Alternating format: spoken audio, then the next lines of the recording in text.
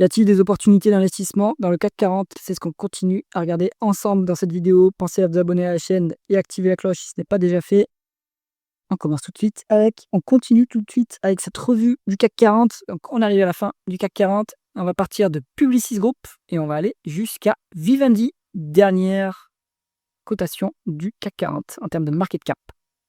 Comme d'habitude, je vous ai préparé la watchlist. Je vais pas passer en revue les dossiers. Donc Publicis, Bouygues, Unibail, Eurofins, Accor, Renault, Carrefour, Edenred, Téléperformance, Vivendi.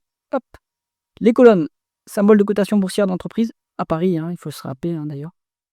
Nom d'entreprise, industrie dans laquelle elle opère, market cap en dollars US puisqu'on n'a pas en euros ici, croissance du chiffre d'affaires en rythme annualisé sur 5 ans, et multiple de valorisation, donc VO sur EBITDA, ratio co-bénéfice, ratio co-free cash flow, multiple de valorisation par rapport aux actifs tangibles, le rendement des capitaux investis, qui est une rentabilité opérationnelle, le rendement des fonds propres, là c'est une rentabilité plutôt financière, le levier en termes de dette nette sur EBITDA, le rendement du dividende, free cash flow par rapport au bénéfice net et payout ratio, qui est la proportion de bénéfice net versé en dividende, mais le dividende est payé avec les free cash flow, donc il faut bien comparer free cash flow et bénéfice net. Allez, premier dossier de cette liste, c'est Publicis, donc le leader français de la publicité et de la communication. On est sur 23 milliards de dollars de market cap et 8% de croissance du chiffre d'affaires en rythme annualisé sur 5 ans. Donc là, c'est de l'organique et de l'externe. Il n'y a plus beaucoup de croissance organique, mais toujours la croissance externe. Ils sont assez bons en fusion-acquisition. On est à 7,3 en VO sur EBITDA. C'est pas cher. C'est presque value, on va dire. 12 en PE, moins de 10 en passif cash flow. On est à 9,5. Donc, pour moi, on est value sur Publicis. C'est un peu redescendu, les multiples. Bonne, à mon avis, elle est pas très chère.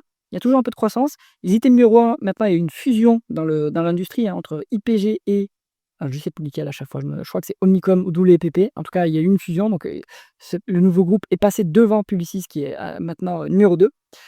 11,4% de rendement des capitaux investis.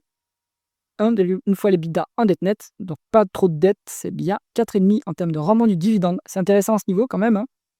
On est à 2,4 milliards de free cash flow contre 2 milliards de bénéfices nets, un payout ratio en dessous de 50% avec des free cash flow plus élevés que le bénéfice net. Publicis, intéressant. D'un point de vue value, bon, il y a eu bien sûr un moment où on pouvait l'attraper à moins cher, mais si on est gourmand, on peut attendre un petit peu.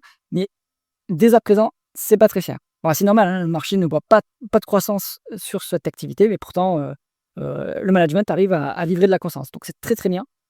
Bonne rentabilité, c'est pas hyper intensif à capital, mais bon, un petit peu de dette, mais c'est pas trop un problème. Donc pour moi, Publicis, c'est value et c'est même rentier, c'est même dividende, puisqu'on a un payout ratio qui est très soutenable, avec un rendement qui est attractif à 4,5. C'est plutôt intéressant. Donc moi, j'aime bien Publicis. Je suis les publications, vous pouvez retrouver les publications sur mon blog, puisque c'est la même industrie que Havas, qui est quand même pas du tout à la même taille. Mais bon. Donc toute l'industrie est très peu valorisée, pourtant il y a encore de la croissance. Bon dossier. Allez, ensuite on est sur Bouygues. Donc Bouygues, c'est un conglomérat. Parce qu'ici, ils mettent donc construction and engineering, mais en fait, on a du BTP avec l'activité Bouygues classique, on a de l'immobilier avec Bouygues Immobilier, on a la télécom avec Bouygues Télécom, et on a TF1 en filiale. Donc c'est un conglomérat en réalité, mais plutôt un conglomérat, une holding opérationnelle, c'est pas une holding financière. On est à 16 milliards de dollars de market cap, 8,9% de croissance du chiffre d'affaires en rythme annualisé sur 5 ans, plutôt de la croissance externe. 5 en VE sur EBITDA, c'est pas cher, 14 en PE, 4 en price to free cash flow. Value, pour moi c'est value. On est à 5,3 en moyenne capitaux investis, pas une forte rentabilité. Maintenant, la construction, c'est pas hyper, c'est très intensif à capital. Les télécoms, c'est très intensif à capital, donc pas étonnant que la rentabilité soit pas trop élevée sur Bouygues. Ça, c'est quand même un point à surveiller.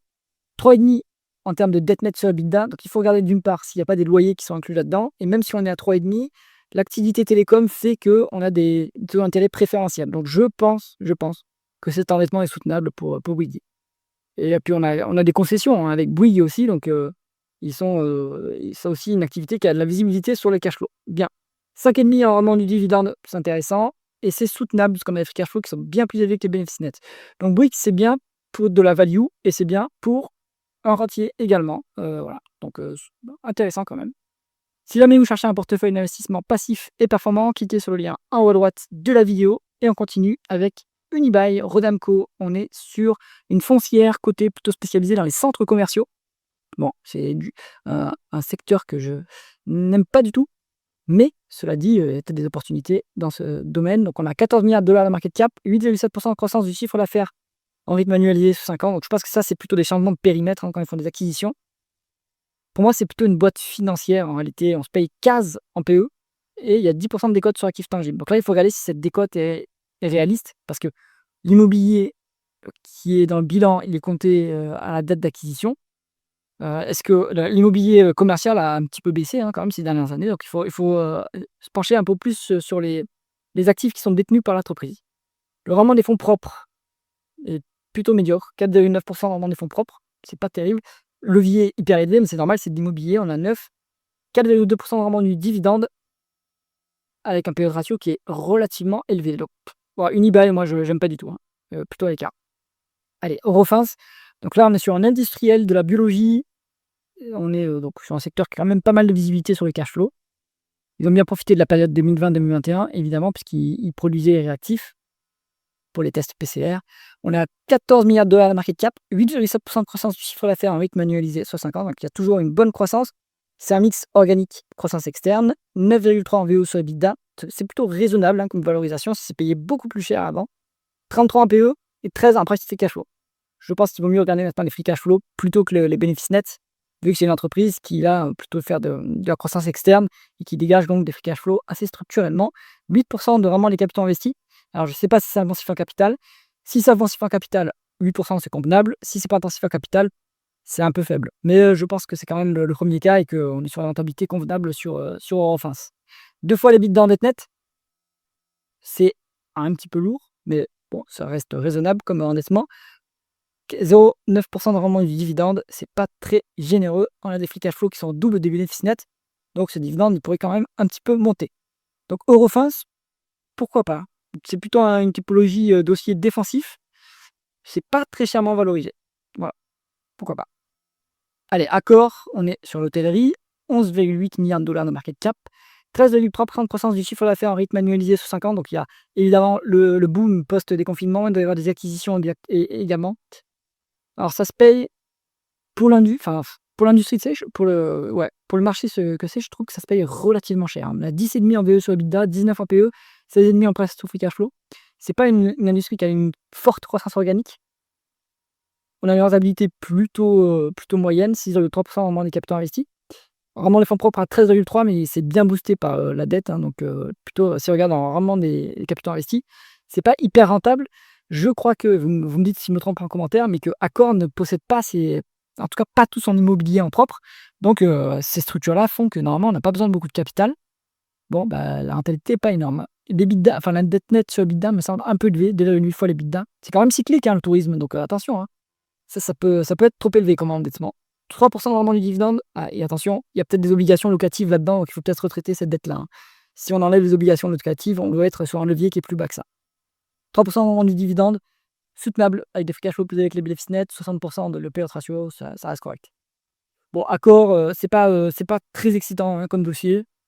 Je trouve que c'est un peu cyclique comme industrie. Je suis pas très très fan. Alors, Carrefour. On est dans la grande distribution. 10 milliards de dollars de market cap. Je ne sais pas quel est leur positionnement en termes de concurrence parce que les autres ne sont pas cotés. On a évidemment Leclerc, on a Intermarché, etc. qui sont aussi des gros distributeurs. Bon, 3,8% de croissance du chiffre d'affaires en rythme annualisé sur 5 ans. Voilà, c'est la croissance à laquelle il faut s'attendre. La croissance organique est plutôt très faible. Donc en fait, ça c'est uniquement de la croissance externe. 6 en BE sur EBITDA, 25 en PE, mais 4 en price to cash flow. Donc en fait, on est ultra value sur Carrefour. J'ai pas une multiple ici, mais on a une décote sur le cours sur vente. On est à 10% des ventes en termes de cours sur vente. 0,1, 0,15 peut-être. Donc c'est bradé. La rentabilité est plutôt médiocre, 5,4% dans le monde des capitaux investis. C'est pas, en même temps, il n'y a pas de mystère. On est très peu valorisé à cause de ça également. Il y a beaucoup de dettes optiquement, mais en fait, si vous regardez, vous enlevez les obligations locatives, on est bien en dessous de ça. Donc la dette est soutenable. 7,5 en termes de dividendes, donc intéressant, 7,5% quand même.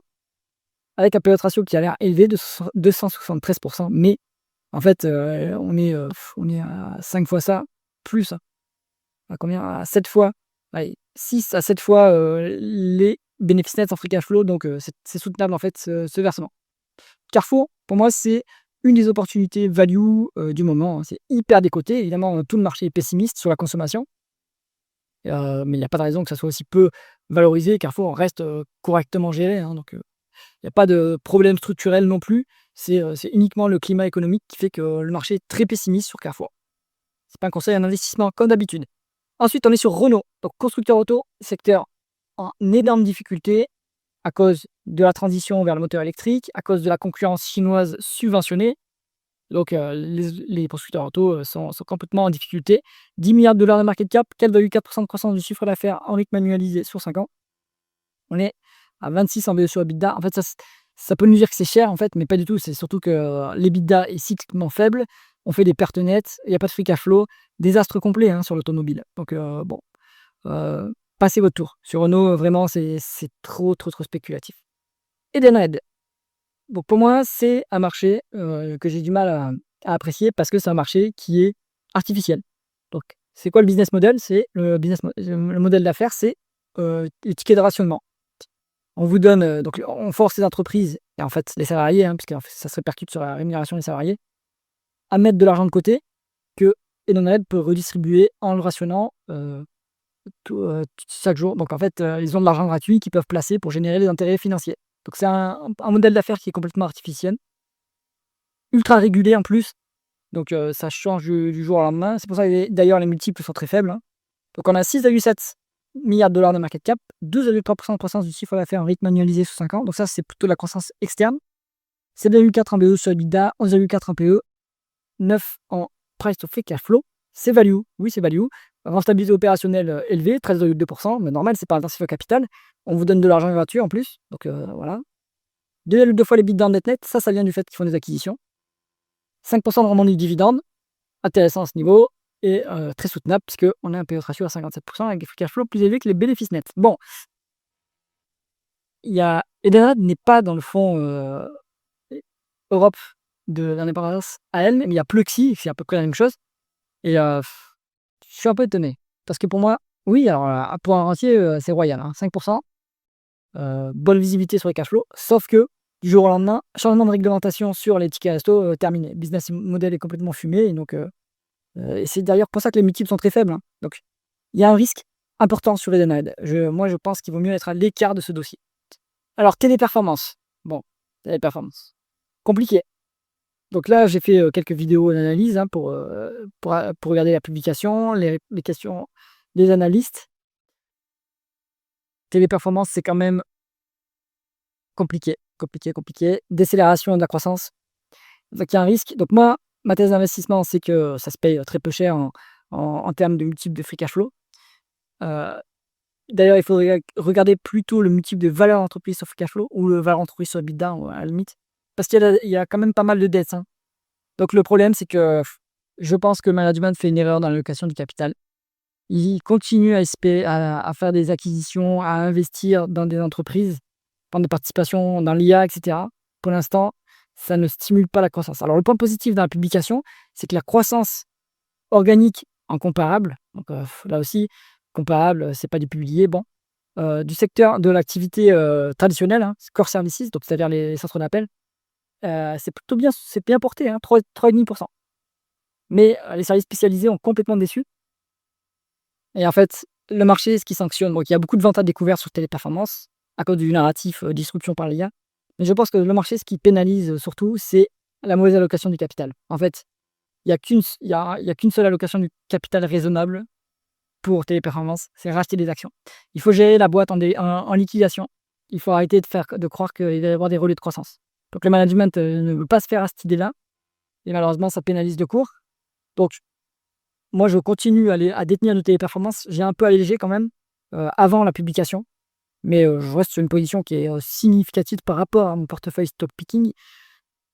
Je pense que ma thèse d'investissement sera invalidée s'il ne livre pas les 1 milliard par an de free cash flow entre 2026 et 2028. S'il ne livre pas ça, c'est fini. Moi, je coupe ma position. Donc là, la publication est décevante. D'un autre côté, ça reste value, hein. On a 13,6 de croissance en rythme annualisé sur 5 ans, exclusivement de la croissance externe. market cap de 4,6 milliards, hein, donc, alors que il y a une énorme décote sur capitaux propres. Mais en fait, les capitaux propres, dedans, il n'y a que des écarts d'acquisition, donc ça ne vaut pas grand-chose. 4,5 en VE sur EBITDA, value, 8 en PE, value, et 3 en price to free cash flow, c'est value. Voilà. Donc, ça se paye pas du tout cher. Maintenant, le marché veut la mort de cette entreprise. Et donc, le management, ben, soit ils arrivent à livrer une croissance en accélération, et là, ça prendra le marché par surprise, soit ils gèrent la boîte en liquidation et ils rachètent des actions et ils les annulent. Et ils diminuent le capital. Et c'est tout. 7,7% de rendement des capitaux investis, c'est convenable, mais c'est pas exceptionnel, hein, et c'est pas très intensif en capital comme business, donc ça pourrait être mieux. 2,5 en termes de dette nette sur EBITDA, donc beaucoup de dettes quand même, parce qu'on fait des acquisitions. Est-ce qu'ils ne devraient pas plutôt, et quand aussi ils rachètent des actions, et ils n'ont pas tous les free cash flow nécessaires pour acheter des actions et les cash flow pour faire les acquisitions. Donc ils veulent faire les deux.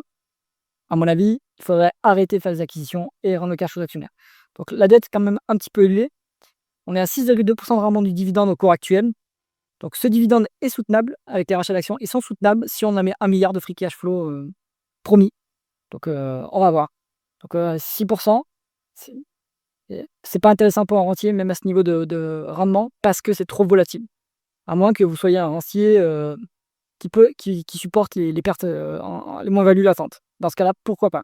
Mais pour un rentier, moi je pense qu'il vaut mieux un cours d'action peu volatile, un fort rendement du dividende sécurisé avec un bon payout ratio, plutôt qu'une boîte qui a un cours très volatile et qui du coup a un rendement élevé parce que le cours est au plus bas. Donc là, on est sur un cours qui est au plus bas depuis plus de 10 ans, hein, maintenant sur Téléperformance. Voilà. Donc je me questionne sur ce dossier, je reconnaîtrai m'être trompé volontiers si c'est le cas, s'il n'y a pas les free cash flow qui sont livrés. Voilà. Donc pour les gens qui ne sont pas sur Téléperformance, faites beaucoup de recherches sur le dossier. Voilà. Les indices, bon, compliqué à analyser les indices parce qu'il y a eu c'est dans la galaxie Bolloré, il y a eu multiples changements de périmètre.